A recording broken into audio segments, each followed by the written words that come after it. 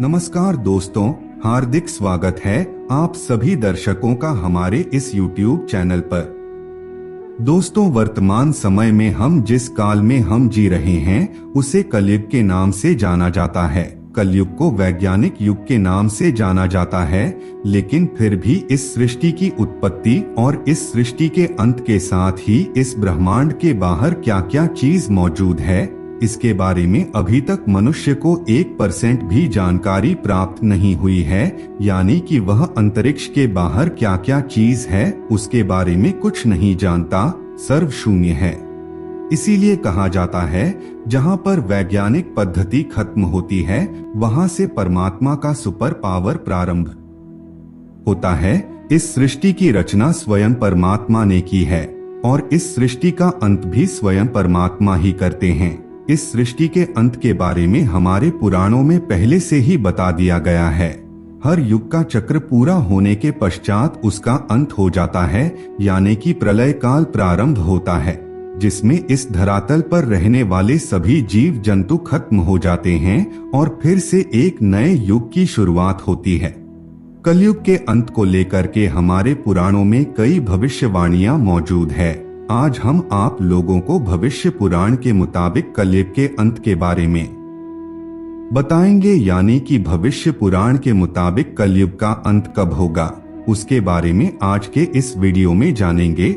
आज से हजारों साल पहले ही हमारे धर्म ग्रंथों में कलयुग के अंत को लेकर के कई भविष्यवाणियां की गई है, जो वर्तमान समय में सच साबित हो रही है।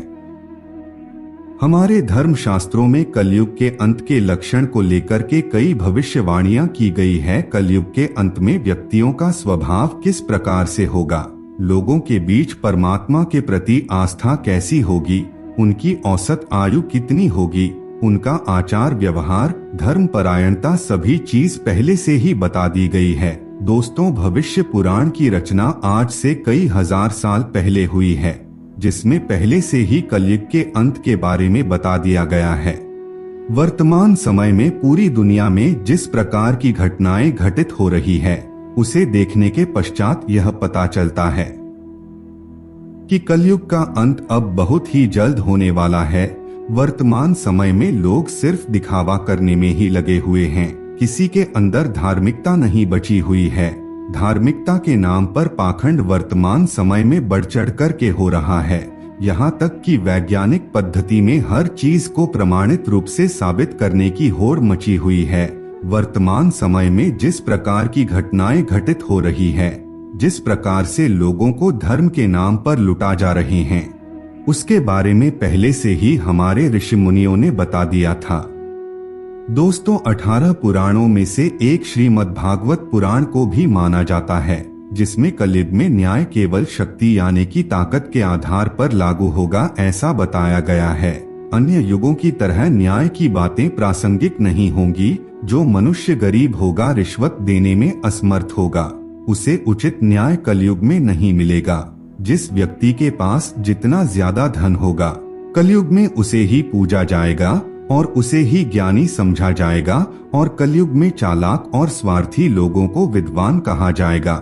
यहाँ तक कि ब्राह्मण सिर्फ एक धागा यानी कि जनेऊ पहन करके विद्वान होने का दावा करेंगे, जबकि उनके अंदर में ज्ञान नाम की कोई चीज नहीं रहेगी। इसके अलावा वर्तमान समय में जिस प्रकार शादी से पहले ही लोग एक दूसरे के साथ रह रहे हैं, इसके बारे में पहले से ही भविष्यवाणी कर दी गई है। श्रीमद् भागवत पुराण में लिखा है कि कलयुग में पुरुष और स्त्री बगैर विवाह के एक साथ रहेंगे, और आपने पुराणों की इस भविष्यवाणी को सच साबित होते हुए देखा ही होगा। सबसे खास बात जो इस पुराण में कही गई है, वह इंसानों की उम्र को लेकर है। इसमें यह बात स्पष्ट रूप से लिखा है कि कलयुग में इंसानों की उम्र घटकर मात्र 20 से 30 साल ही रह जाएगी।